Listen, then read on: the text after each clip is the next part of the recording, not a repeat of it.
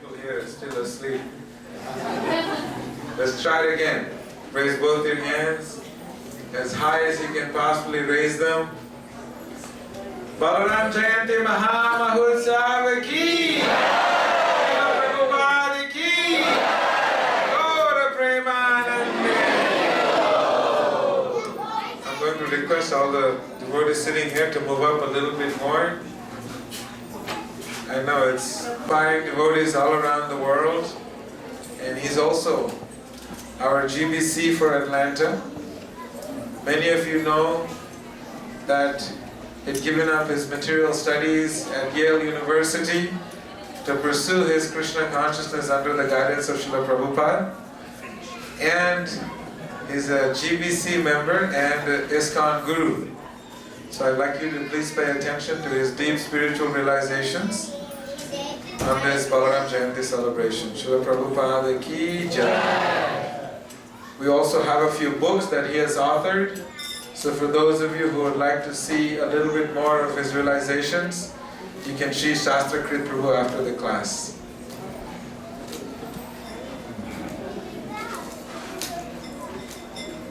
Jayarad Madhava Kunjabe Hari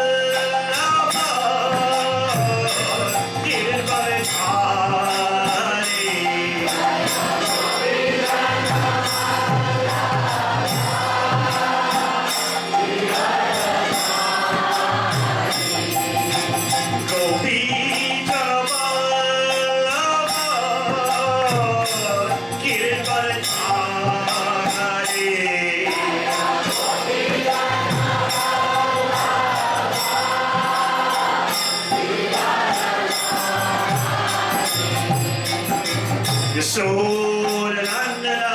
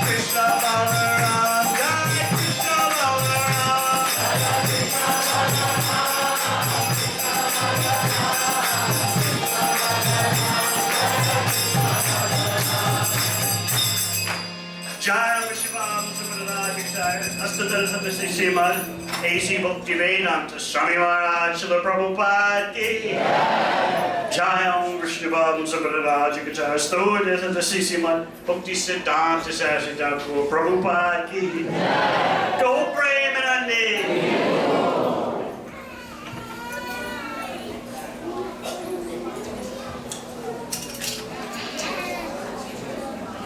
Om Gyanatimirandasya Gyananjana Shalakaya Chakshurmalitam Yena Tasmai Shri Gurave Namaha Jai Shri Krishna Chaitanya Prabhu Nityananda Shri Advaita Gadadhar Shri Vasari Gaur Bhaktavrinda Hare Krishna Krishna Krishna Hare Hare Hare Rama Rama Rama Hare Hare. When we speak about Lord Balaram, Sri Balaramaji, first we must always meditate on the point that there's practically no difference between Krishna and Balaram. That's how close they are. If you want to describe the difference in a nutshell, you would be very correct to say that the only real difference is that Krishna is blackish blue and Balaram is whitish. And Krishna likes to wear yellow cloth and Balaram likes to wear blue cloth. That's the big fundamental difference. In other words, they're so close that you cannot find any huge difference between them. From the science of avatars, you understand that Balaram is Krishna's first expansion.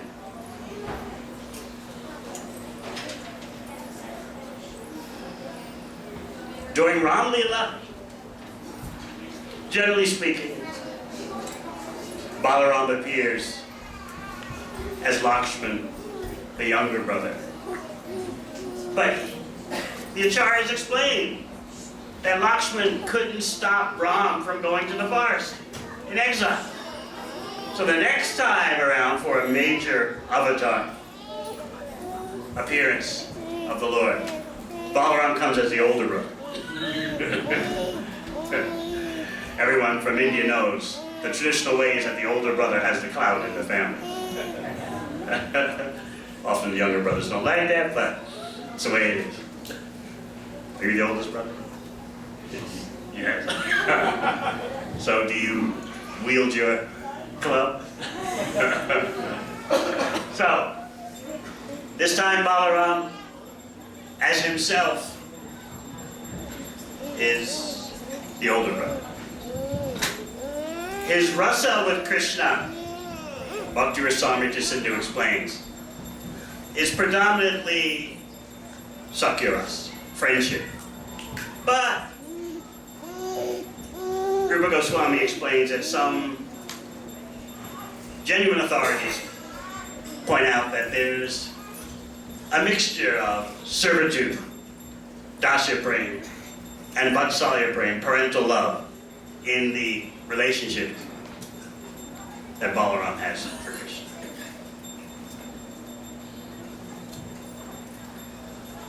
When it comes to the mission,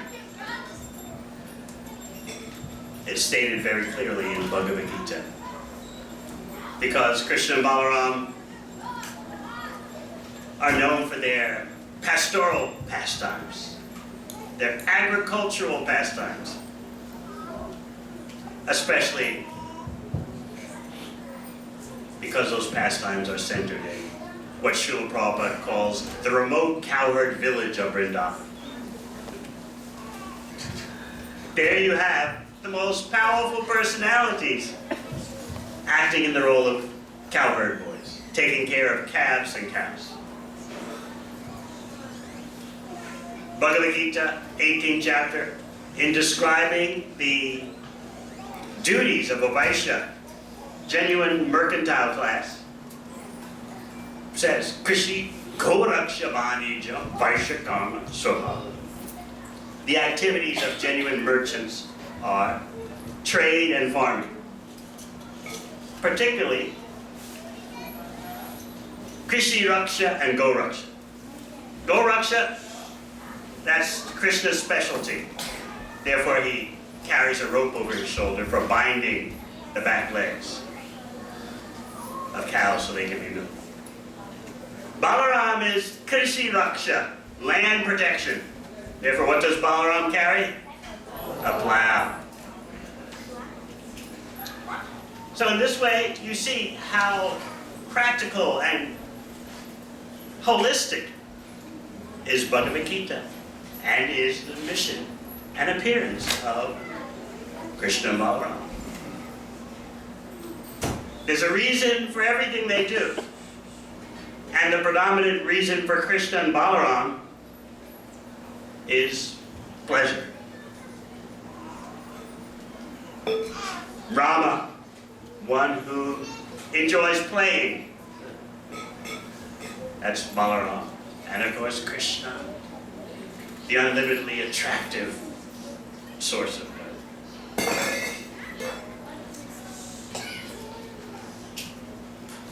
In Chaitanya Lila, Krishna comes as Sri Chaitanya Mahaprabhu. And as you know, Balaram comes as Nityananda Prabhu. That mission, that appearance of Krishna and Balaram as Sri Sri Gaura is so special because as Krishnadas Kaviraj Goswami reveals in Sri Chaitanya Charitamrita, all the incarnations of Godhead would rather appear as devotees in Chaitanya Lila than be incarnations. So just see, in the material world, everyone wants to be God. But here you see, God wants to be a devotee. So this is what happens when Krishna and Balaram appear as Sri Chaitanya Mahaprabhu and Sri Nityananda. They want to taste what it's like to be a servant of Krishna.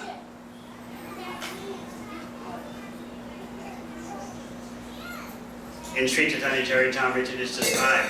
Sometimes Nityananda, who is Balaram, as Narottam Das Thakur says, Balaram Oilo Nitai. Sometimes he just jumps up in the air and shouts, "I'm the servant of Lord Chaitanya, I'm the servant of Lord Chaitanya, I'm the servant of his servants." Then he sits down quietly. He's showing you bhakti bhava, the emotions of a real devotee. Exulting, ecstatic, simply at being a servant of Sri Chaitanya Mahaprabhu. Let's go to Vrindavan, particularly the day the Yamala Arjun trees were uprooted. You see, every day in Krishna's pastimes with Balaram is full of unlimited events. So you would think that being bound to the mortar for grinding spices and knocking down the Yamala Arjun trees, that's enough for 1 year. No, that was just earlier in the day. What comes next? You see, after knocking down the Yamala Arjun trees by dragging the grinding mortar between them, everyone knows about that, Damodar Leela, the day wasn't finished. Krishna decided to go to the riverbank of the Yamuna with Balaram and his friends. Lunchtime comes. Mother Yashoda is very attached to having Krishna home for lunch, and Balaram too. Krishna and Balaram, however, are attached to what? Playing with their friends. So we have a bit of a tug of love going on here.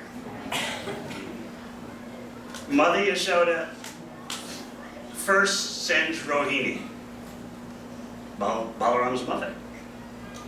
Go to the riverside, bring them back, please. She does this with great attention and great concentration, sending Rohini Devi. But she's not the only one who has focused, intense concentration. Krishna and Balaram are playing with focused concentration. So you have two different concentrations going on here. How's the situation going to be resolved on the riverbank? The fact is that Mother Yashoda receives more attachment from Krishna as well as Balaram than Rohini Devi. But you see, rather than going herself at first, what is Mother Yashoda doing? She's cooking at home. So therefore she deputes Rohini Devi. Rohini Devi herself knows, my son Balaram is more attached to you, but Mother Yashoda is cooking.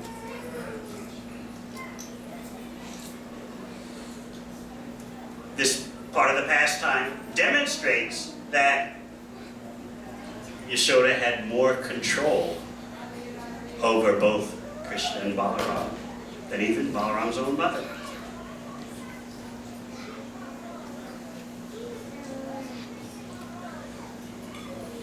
As you know, Rohini Devi fails. She can't stop Krishna and Balaram from playing with their friends. They are absorbed, they're focused, they're doing what they should be doing, simply having a good time. And their good time is eternally.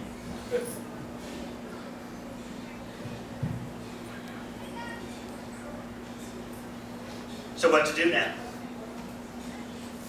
Rohini Devi can't get Krishna back for lunch, and she can't even get her own son back for lunch. So she knows the only option is to turn to Yashodamai. Yashodamai herself has to go to the riverbank and bring back the two boys. So how does Yashodamai do this? She's very strategic. She starts calling from afar. Oh, my darlings, Krishna and Balaram. You've been playing all day. You haven't eaten anything since breakfast. You must come home now. Why is she calling from afar? Because she knows if she gets up too close, immediately Krishna and Balaram are going to run away. So she's strategic. She has to manage the situation. She starts by calling from afar, as we said, and then moves up closer. She gives her reasons. You've been playing all day, you haven't eaten since breakfast. You must be dirty. You need to take a bath. The Supreme Pure needs to take a bath. But this is her affection.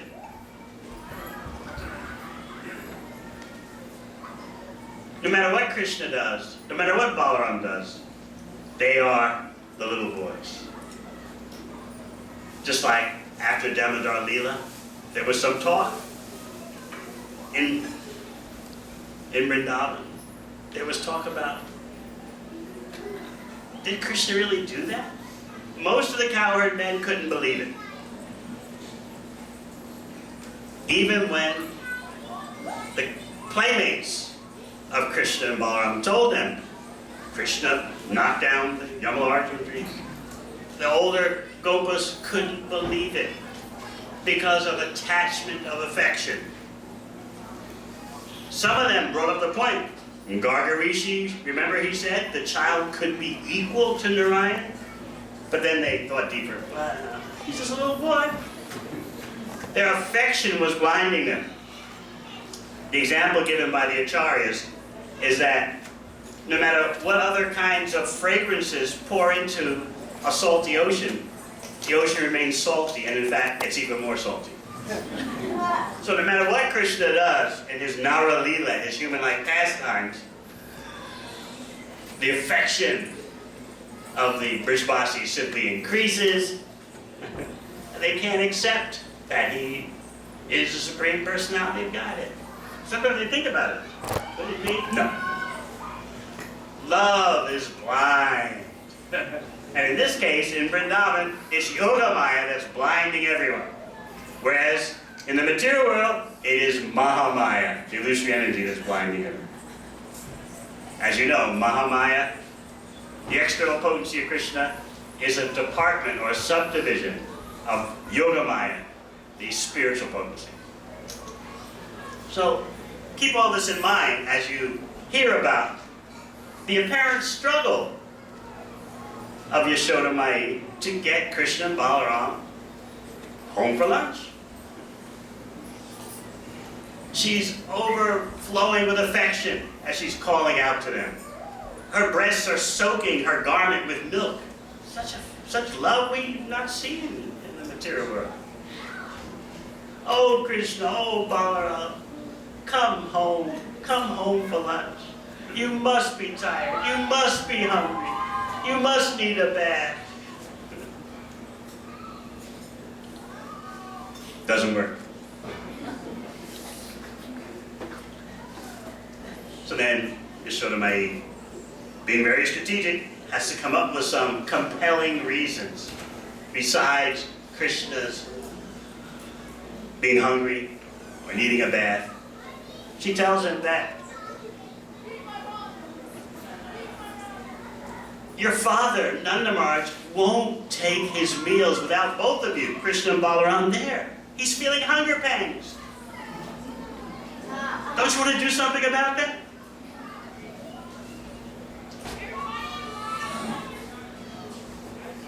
She had to add some more compelling reasons. And here's another reason, and this one the Acharyas say she manufactured. It's all fair in the world of mothers. Krishna, today is some kind of day connected to your birthday. There's a special star in the constellation. You need to come back and get a bath and give charity to the brahmanas. We all know you love to give charity. This is the time to do it, but you gotta come back. You gotta take a bath. Put on fresh clothes and ornaments. She was using everything in her arsenal. Nanda Maharaj is hungry. You have to give charity to the Brahmanas. It's a special day in relation to your birthday. And then, one more, Astra. She had managed to finally convince all the other boys to go home.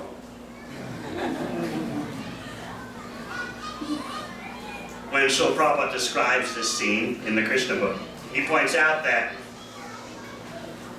when Krishna and Balaram tried to break away at first, the other cowherd boys got on their case. You can't leave now. Our playing is right at its peak. We're having such a good time. How can you go? If you go home now, we're never going to play with you again. So somehow or other, Yashoda Mai got the other boys to go home. And then she could use that on Krishna and Balaram. The other boys have already gone. They're being nicely bathed and dressed by their parents. She's taking advantage of the competitiveness between young boys. They've already gone. Only you are left. What do you think about that? So she's using all these angles just to get Krishna and Balaram to come home for lunch so that Nanda Maharaj can feel the pleasure of taking lunch with them.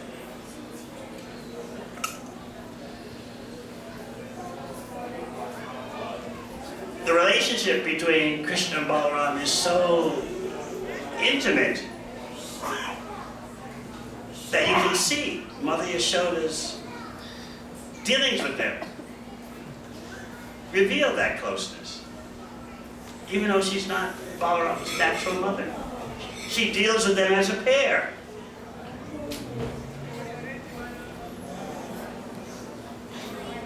After Krishna and Balaram finally get home, indeed, they take a bath, they eat, they take some rest, and of course there are the ceremonies for Krishna's, in relation to Krishna's birthday.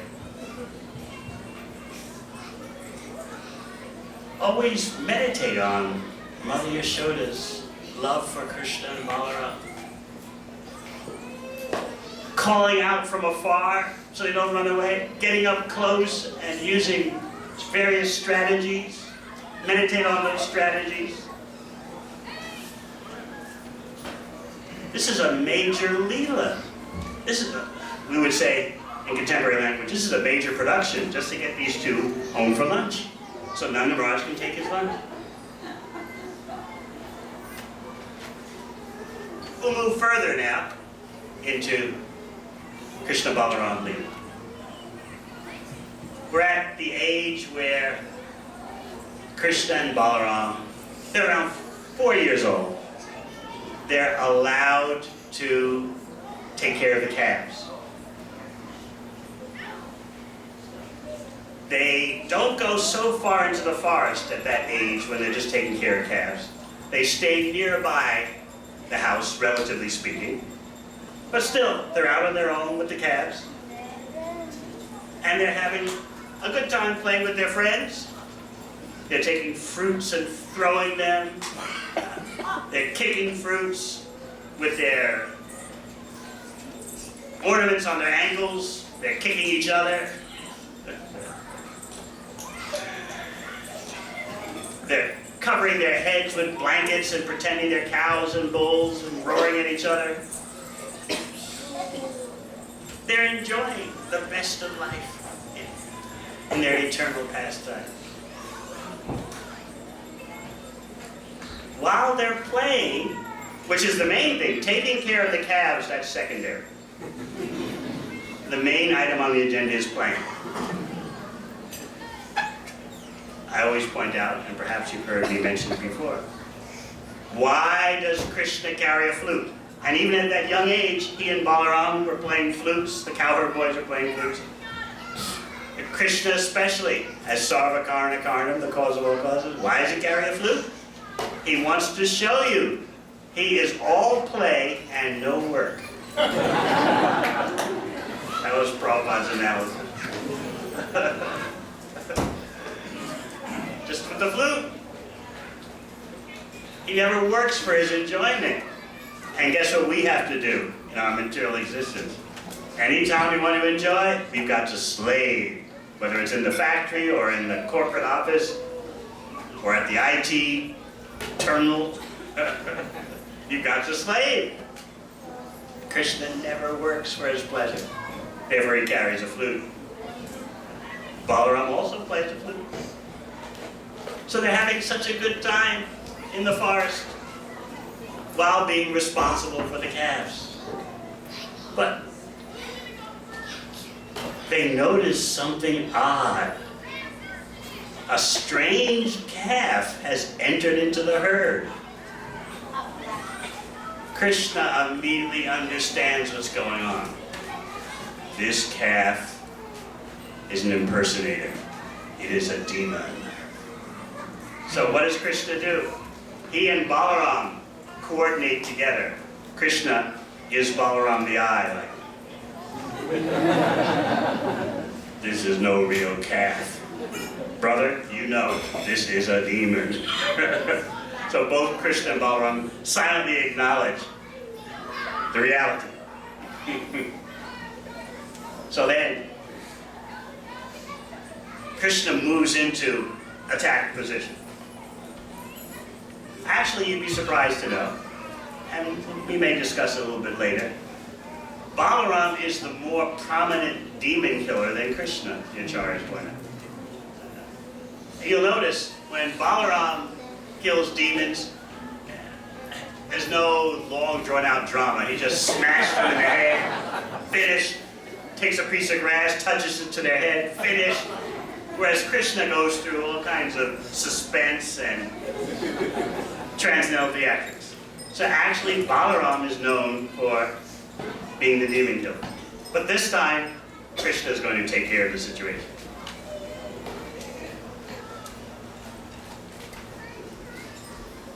He takes the so-called calf by the back legs and whirls it around.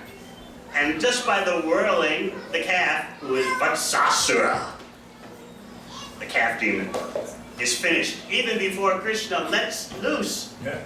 And Vatsasura flies through the air into the trees. And what happens when Vatsasura hits the trees? He's already dead. But what happens when he hits the trees? All kinds of juicy fruits fall on the ground for Krishna, Balaram, and the cowherd boys.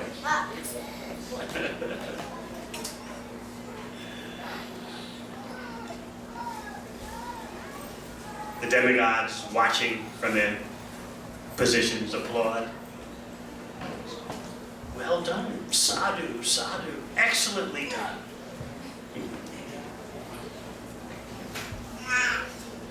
There's one time when Balaram takes the lead. This is after Gopashtami. Gopashtami is the day when Krishna and Balaram officially can take care of cows, full-grown cows, not just calves. So again, they're playing in the forest, but they're older. They're past the age of 6 years old. Their forest sports are so attractive. Sometimes they seem to become fatigued. Balaram will lay down on the ground with his head on the lap of a cowherd boy. And what will Krishna do to Balaram? Krishna will come along and start massaging Balaram's legs, getting palm leaves and fanning him, bringing him river water to drink. Because Krishna's acknowledging, you're my older brother. Other times, Krishna and Balaram will hold hands and watch the cowherd boys sport, wrestling with each other, jumping, who can jump the highest, dancing. So Krishna and Balaram holding hands, watch and cheer the boys on. Well done, boys, well done. Jump higher, jump higher. This is the life of Krishna and Balaram. Once, when Krishna and Balaram, the cowherd boys, entered the forest, all the trees bowed down, so to speak, by offering their branches laden with fruit and flowers at Krishna's feet. Krishna decided to make some jokes. Balaram, just see how all the trees are bowing down to you. He was stirring the Sakya Rasa, the friendship rasa. This is the reality. They're all bowing down for you. Not only that, do you see all the bees buzzing around? They must be your devotees, so eager to cling to your lotus feet. As for the trees, they must want your association, because these trees have a body of ignorance. They must have been impersonalists in their past life. But they want your association. Actually, of course, the trees in Vrindavan are not ordinary. Everyone and everything in Vrindavan is a devotee. That's why Lord Brahma says, let me take birth as a plant outside of Vrindavan if I can't be inside Vrindavan. But Krishna is speaking like this. He's joking with his brother. The trees are going to get your association. The bees are your devotees, buzzing here and there. Look at the female deer. They're staring at you with such affection, just like the gopis do. Look at the peacocks dancing in your honor. Listen to the birds crying out, all for your pleasure. Look at the hills, the mountains. Look at the Jamuna River. Everything comes to life when you glance upon them. All aspects of nature are here for your pleasure. And finally, what about the young gopi girls embraced by your arms? So in this way, Krishna is attributing all the glories of Vrindavan to Balaram.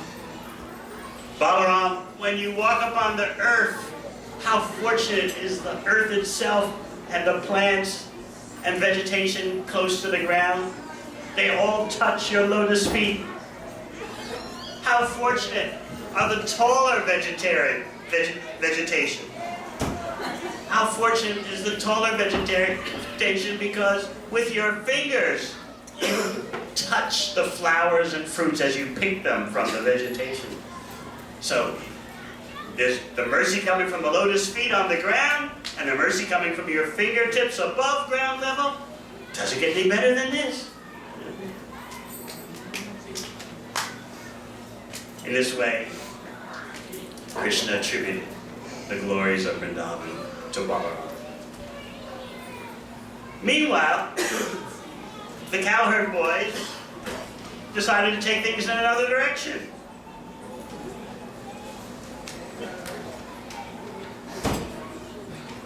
Rama Rama Mahabaho, Krishna Dushta Nibarhana. Oh, mighty arm Ram. They first appealed to Balaram. And Krishna, the destroyer of all miscreants. We have an interesting proposal for both of you to consider. And we mentioned Rama first because he's the predominant demon killer, and we're about to present a demon that needs to be executed. Don't you smell the fragrance in the air? It's tala fruit from the Talavan forest. The wind is blowing it. Ah, the flavor is so delicious. Oh, Krishna, oh, Rama, we want those fruits. We want to eat them. So what would you say? Is this selfishness in Vrindavan? They're just concerned with their own pleasure? No. They are simply thinking of Krishna and Balaram's enjoyment. But in order to incite the action in order to motivate the situation. They're presenting that we're hungry, we want those fruits. But they're simply 100% thinking of Krishna and Balaram's pleasure. Oh, these fruits are so luscious. But there's a small problem, Krishna and Balaram. The whole forest of Taliban is guarded by an extraordinary demon, Dhenu-Kasur. No animals will go near that neck of the woods. Not even birds will fly over it. We've heard that humans have been eaten alive by Dhenu-Kasur and his cohorts. But the fruits, oh, they smell so good. Rama and Krishna. Remember, Rama means one who enjoys pleasure. Rama and Krishna. Can we do something about the situation? And then they knew how to agitate Balaram and Krishna more. To get Balaram angry, they told Balaram, the demon is very strong. They knew how to get under Balaram's transcendental skin, so to speak. They knew Balaram would be ready for action. Oh, he's very strong. Oh, this will be a good battle. And then they said to Krishna, not only is the demon very strong, but it's a donkey. That was to make Krishna laugh. A donkey demon? Are you kidding me? The end result worked out for the cowherd boys. Krishna and Balaram said, okay, let's go. So they got to the forest, Taliban forest. What's the first thing that happened? Balaram into action. He walked up to a big tree and started shaking it. And all the fruits tumbled down. Because Balaram was shaking the tree, and he's no ordinary person, the whole forest is shaking. So obviously, Dhenu-Kasur was going to be alerted. And indeed, he came running out. And he saw Balaram. He's a donkey demon, huge. So how do donkeys attack people? They turn their backs to the person and kick them with their hind legs. So that's what Dhenu-Kasur did to Balaram. Huge demon with such extraordinary strength kicked his back legs onto Balaram's chest. Nothing happened. The demon went off and then made another charge at Balaram. This time, Balaram grabbed him by the legs, spun him around, again killing the demon by centrifugal force, and threw the demon into the trees. That wasn't the end of it, though. Dhenu-Kasur had cohorts. He had an army of ass demons. So they all charged. They went first for Krishna. Why? They were calculating that we've seen Balaram's strength. We won't try him first, we'll go for the other one. Or, acharyas point out, it could be that as the ass demons attacked Balaram, Krishna stepped in front of Balaram. Either way, it's Necter. So, Krishna and Balaram, as you know, slew all those demons in the same way, grabbing them by the legs, twirling them in the air, throwing them into the trees. There's a teamwork between Krishna and Balaram. That same team comes as Chaitanya.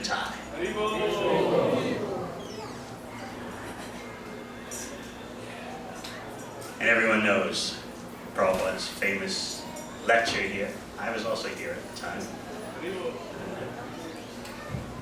How merciful, Lord Chaitanya, Lord Nityananda.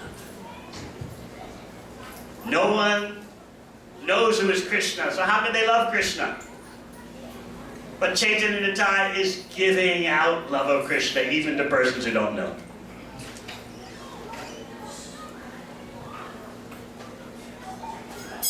So today, we can appeal to Sri Balaramaji for spiritual strength. Bala means strength, but not material strength. Material strength is not going to help us. So many older persons here can remember when you were younger and stronger. Physical strength fades, whether of the body or a nation. Any kind of physical strength must go downhill. We want spiritual strength. Today is the day for crying out to Balaram. I'm weak. I need spiritual strength. By that spiritual potency coming from Balaram, inconceivable things can happen. But we'll never know unless we ask for it. Yes, we have received an initial installment of mercy. We have no qualification, yet we have a chance to perform devotional service to Krishna. But we can up the ante. We can increase by begging Balaram on his appearance day today. I need spiritual strength. I've been proceeding on my own strength, thinking I'm very competent, I'm very expert, I'm very intelligent. I've been around for many years in bhakti. To actually admit our desperate condition and call out for Bala, spiritual strength from Balaram. This day is especially for that.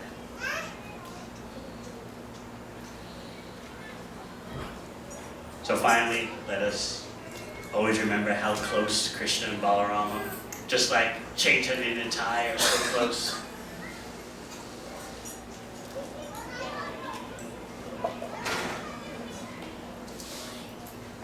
There are some differences in Vrindavan. Detailed differences. Balaram has his own girlfriends who are different from Krishna's.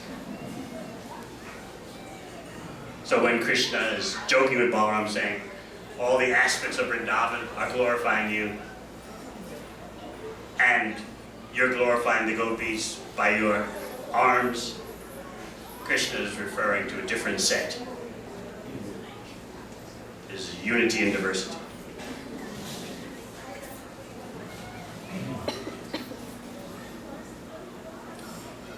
How can it be that we think we can proceed through life on our own power? This amazes me. I've been meditating on it the past few weeks. How much are we basing our life on our own material strength? And how much are we open to receiving spiritual strength from Krishna and Balaram? As we advance in bhakti, we start to think about that more and more. Who am I to think I can proceed based on my own intelligence, my own physical strength, my own physical health, my own competence? Who am I to think that?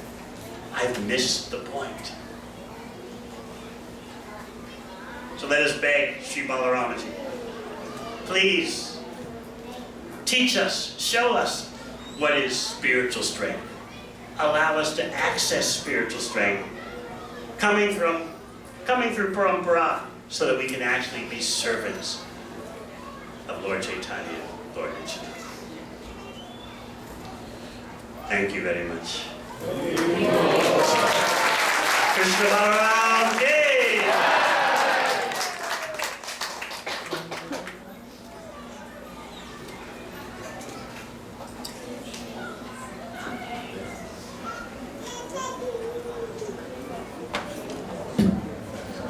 Srila Prabhupada ki!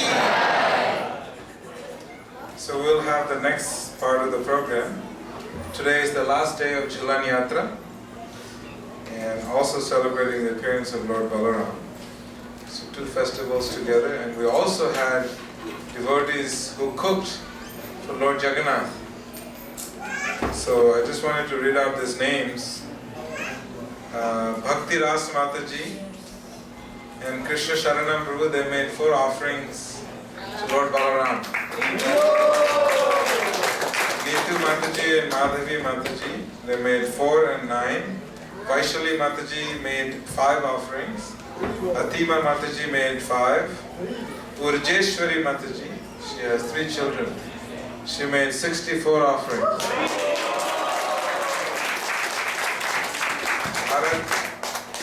Bharat made 1. Dr. Dalvi 1. Ravi Shankar Pal 1. Aradhana Pal 1. Shivangi Pal 1. Mohini and Narayan, they made 5 offerings. Krishna Charan Das 6.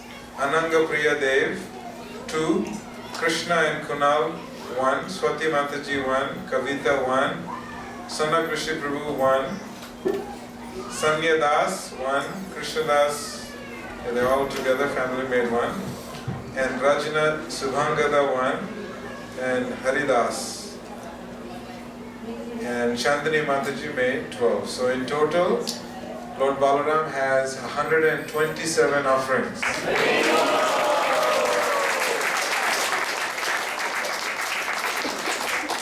for those of you who have cooked for Lord Balaram, you're welcome to pick any offering off the altar after the Arati is over. For those of you who have cooked for Lord Balaram, they will be allowed to take any offering from the altar, but the condition is that you must share it with other devotees. So now we'll have Arati and JhulanYatra at the same time. So you can remain seated and we'll do JhulanYatra and Arati at the same time. So if you can just turn around. Also tomorrow's Sunday feast will be given by His Holiness Devamrita Swami Maharaj Ki.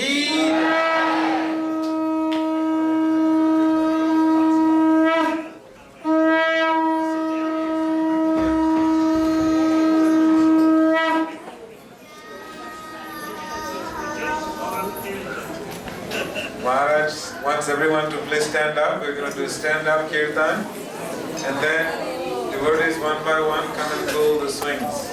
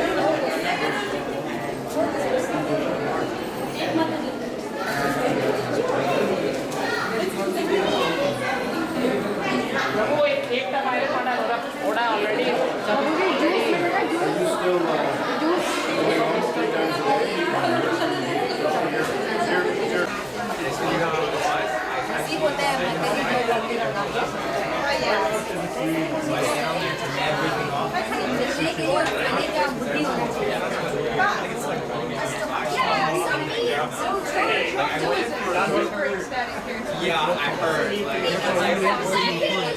3,000 miles. This is a lot of stuff. Haribo!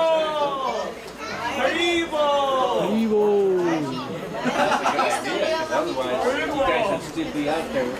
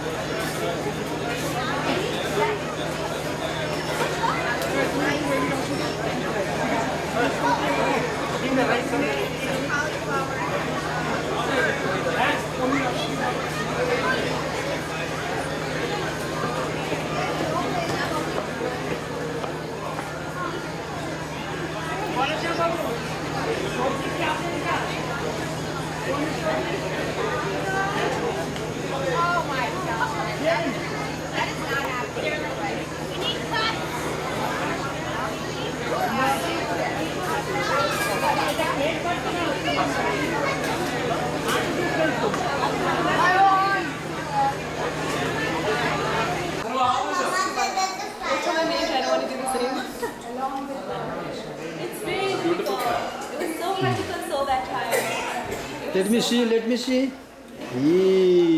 Hare Krishna. Jai Baladev. Jai Krishna Baladev. Jai. Acha.